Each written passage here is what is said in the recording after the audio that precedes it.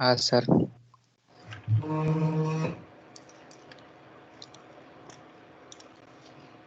Hello. हाँ sir, સંભળાય છે અવાજ.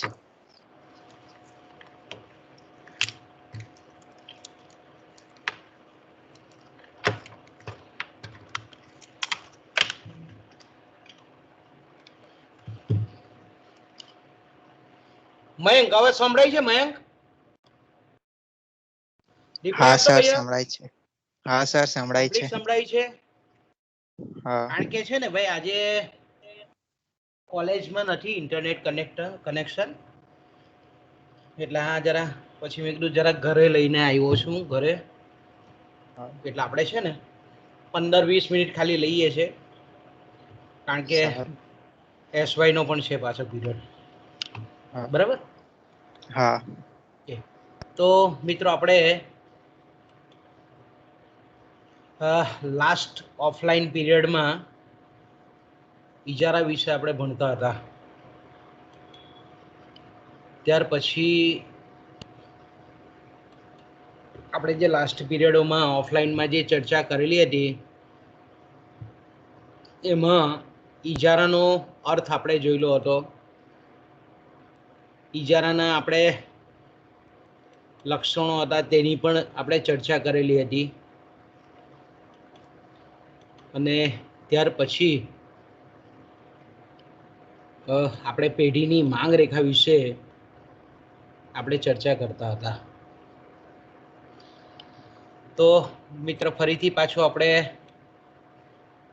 થોડુંક રિપીટ કરી લઈએ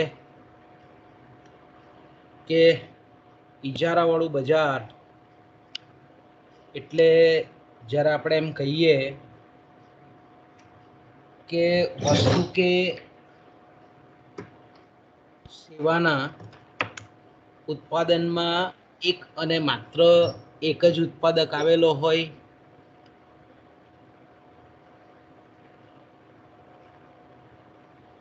એ વ્યક્તિ કે પેઢી જે કંઈ પણ વસ્તુ ઉત્પાદન કરતો હોય, તે વસ્તુની અવેજીમાં અન્ય વસ્તુ મળી શકે તેમ ન હોય.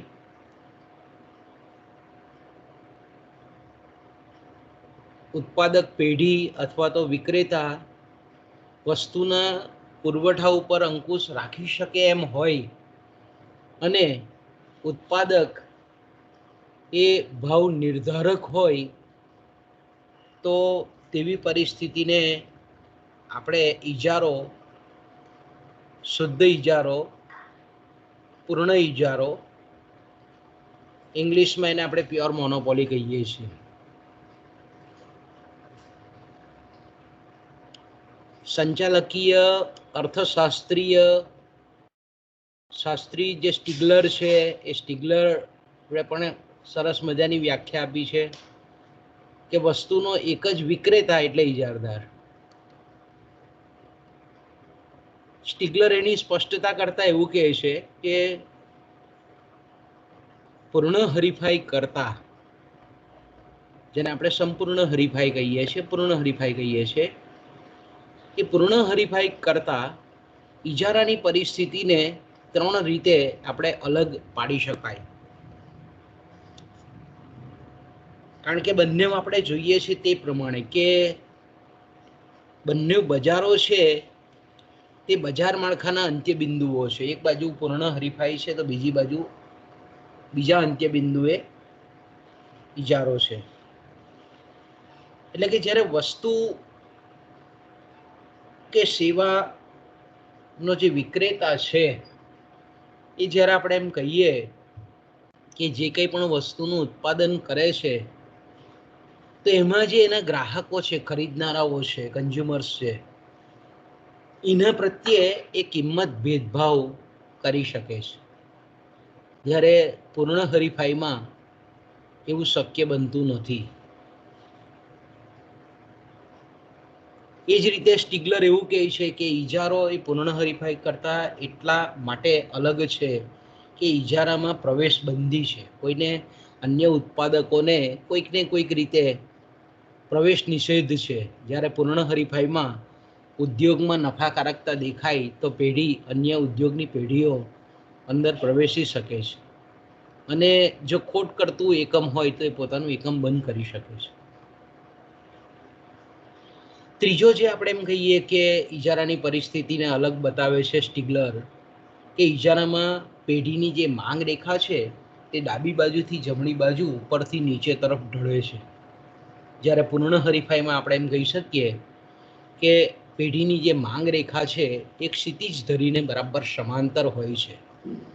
તો પરીક્ષામાં આપણે જાણીએ છીએ તે પ્રમાણે કે કોઈક વખત પેપર સેટર પૂછે એવું કે ભાઈ સ્ટિગલરે ઇજારાની આપેલી વ્યાખ્યા લખો, તો આપણે આ વ્યાખ્યા એને એક્ઝેક્ટલી લખવાની છે. ઓકે, ત્યાર પછી બીજા એક અર્થશાસ્ત્રી જેને આપણે ટ્રિફિન કહીએ છીએ, તો ટ્રિફિનના મત મુજબ આપણે એમ કહીએ કે ઇજારદાર ઉત્પાદક અથવા તો ઇજારદાર પેઢી એ એવી છે કે જે કંઈ પણ ઉત્પાદન અથવા તો જેને આપણે પુરવઠો કહીએ છીએ અને એ જે વસ્તુ કે સેવા ઉત્પાદન કરે છે એની કિંમત, એના ભાવો પોતાની મનસૂબી પ્રમાણે નક્કી કરી શકે છે. એટલે કે ગ્રાહકોની કોઈ પણ જાતની પરવા કર્યા વિના એ કિંમતમાં પણ પરિવર્તન કરી શકે છે, ફેરફાર કરી શકે છે, પુરવઠામાં વધારો ઘટાડો કરીને પણ વસ્તુની કિંમતમાં ફેરફાર કરી શકે છે. એટલા માટે જેને આપણે મોનોપોલિસ્ટ કહીએ છીએ, ઇજારદાર કહીએ છીએ. ઓકે, એ જ રીતે લર્નર ના મતે ખાસ કરીને પોતાની વ્યાખ્યામાં માંગની મૂલ્ય સાપેક્ષતાને ધ્યાનમાં રાખીને વ્યાખ્યા આપે છે કે જો ઉત્પાદક પેઢીની જે કંઈ પણ ચીજ વસ્તુની માંગ રેખા છે એ ઉપરથી નીચે તરફ, ડાબી બાજુથી જમણી બાજુ તરફ, જેને આપણે માંગની મૂલ્ય સાપેક્ષતાના પ્રકારમાં કહીએ છીએ સાપેક્ષ રીતે મૂલ્ય અનપેક્ષ હોય તો તે ઉત્પાદક ઇજારદાર છે. એટલે આપણે એમ કહી શકીએ કે લર્નરનું કહેવું એવું હતું કે જ્યારે બજારમાં કોઈક એવી પેઢી કે વિક્રેતા કે જેની માંગ રેખા સાપેક્ષ રીતે મૂલ્ય અનપેક્ષ હોય તો તેવા બજારને આપણે ઇજારાવાળું બજાર અથવા તો એ પેઢીને આપણે ઇજારદાર પેઢી તરીકે ઓળખાવી શકીએ. એ જ રીતે લેફ્ટવિચ ઇજારાની વ્યાખ્યા આપતા આપણને એવું સમજાવે છે કે ભાઈ પ્યોર મોનોપોલી અથવા તો શુદ્ધ ઇજારો કે પૂર્ણ ઇજારાઓ એ બજારની એક એવી પરિસ્થિતિ દર્શાવે છે કે જેમાં કોઈ એક જ પેઢી એવી વસ્તુ કે સેવાનું વેચાણ કરે છે કે જેના માટે કોઈ નજીકના સારા અવેજ ઉપલબ્ધ હોતા નથી. વસ્તુનું બજાર પેઢીના અંકુશમાં હોય છે. ઇજારદારની વસ્તુ જેવી બીજી કોઈ નજીકની જેને આપણે કહીએ ને કે ઇઝીલી જેને આપણે વાપરી શકાય એવી વસ્તુ કે સેવા હોતી નથી.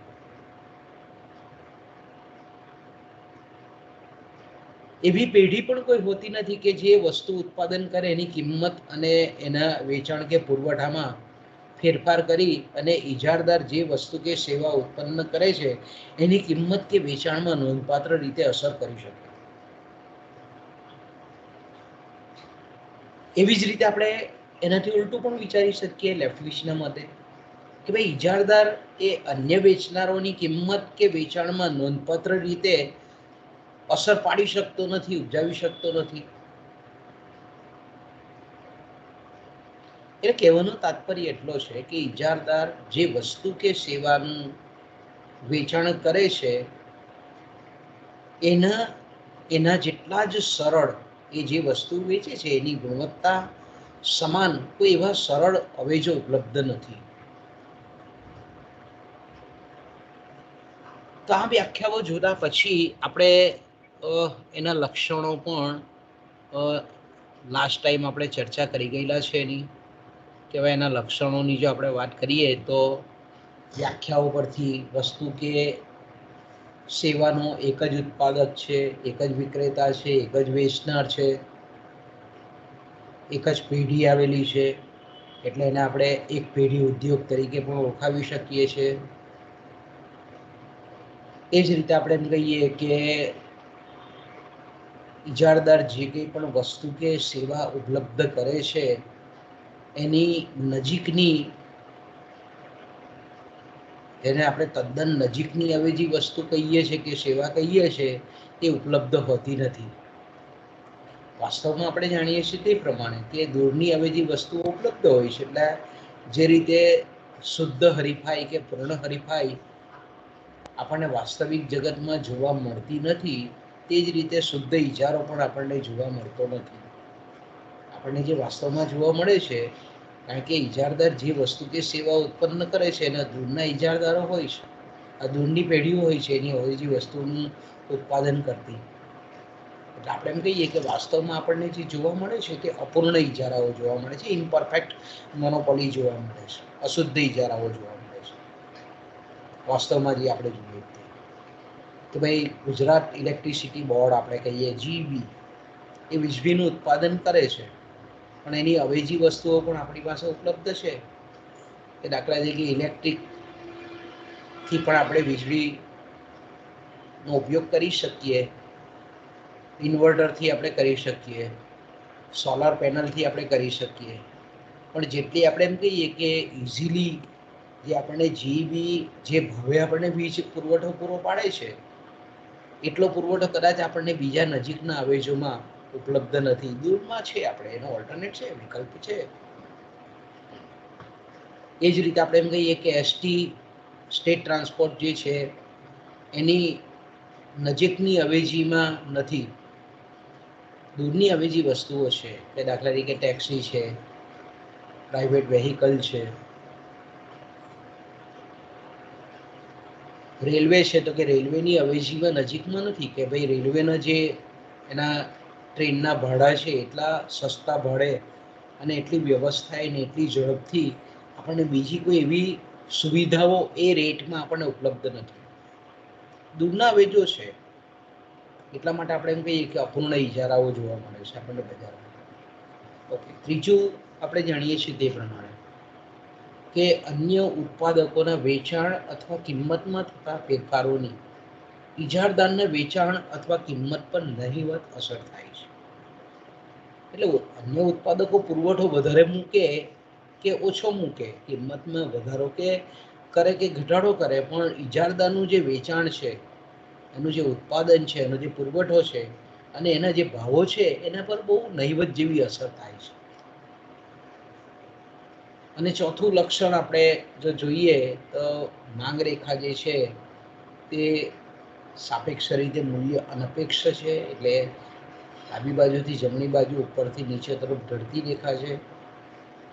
ઓકે, હવે ઇજારાની પરિસ્થિતિમાં જ્યારે આપણે, કારણ કે ઇજારો એટલે સિંગલ ફર્મ ઇન્ડસ્ટ્રી એક પેઢી ઉદ્યોગ છે, એટલે આપણે પૂર્ણ હરીફાઈમાં જે રીતે પેઢીની સમતુલા અને ઉદ્યોગની સમતુલાને આપણે અલગ અલગ રીતે જે સમજતા હતા એ અહીંયા આપણે અલગ પાડવાની જરૂર નથી, કારણ કે પેઢી એ જ ઉદ્યોગ છે અને ઉદ્યોગ એ જ પેઢી છે.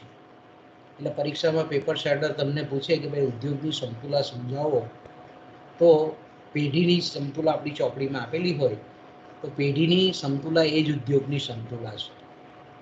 પરીક્ષામાં મેં આગળ પણ તમને કીધું છે કે ભાઈ સમતુલા જ્યારે પૂછતા હોય ત્યારે આપણે એને બીજા કોન્ટેસ્ટથી પણ જોવાની છે કે ભાઈ પેઢી જે બિંદુએ કિંમત અને ઉત્પાદન નક્કી કરે તેને આપણે સમતુલા કહીએ છીએ.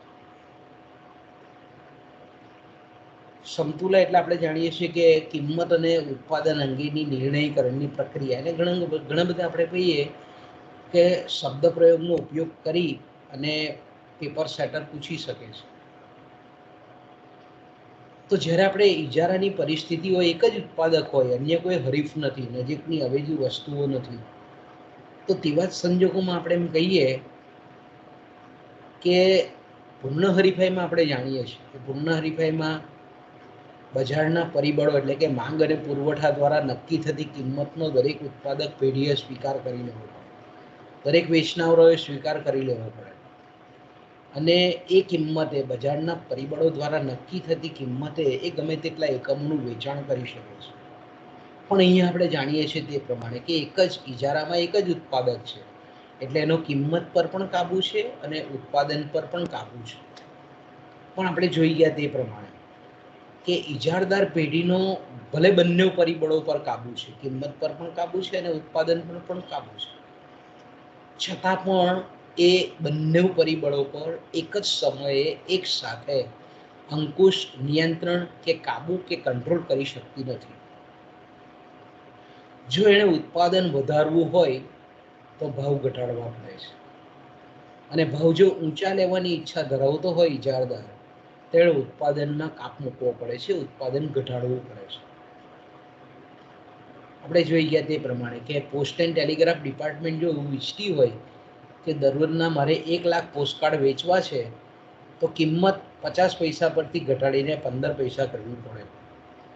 અને જો એવું ઈચ્છતી હોય કે વેચાણ વધારવું છે પોસ્ટકાર્ડનું, તો આપણે એમ કહી શકીએ કે કિંમત કંટ્રોલ કરી, કિંમતમાં ઘટાડો કરી અને પોતાનું વેચાણ વધારી શકે. પણ 50 પૈસાની કિંમતે અમુક એકમો વેચવા જ જોઈએ, અમુક પોસ્ટકાર્ડનું વેચાણ થવું જ જોઈએ, આવું એક જ સમયે એક સાથે પોસ્ટ વિભાગ કરી શકતું નથી.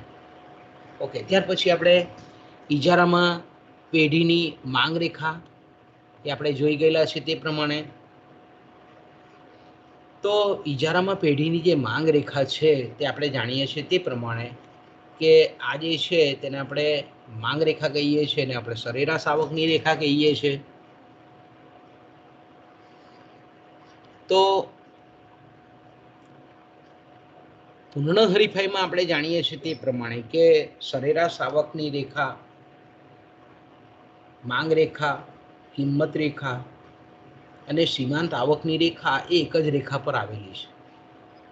જ્યારે ઇજારામાં આપણે જાણીએ છીએ તે પ્રમાણે કે ઇજારદાર ઉત્પાદકે જો પોતાનું વેચાણ, ઉત્પાદન વધારવું હોય અને ઉત્પાદનનું વેચાણ કરીને જો એને વધારે સેલિંગ કરવું હોય તો એને કિંમતમાં ઘટાડો કરવો પડે છે.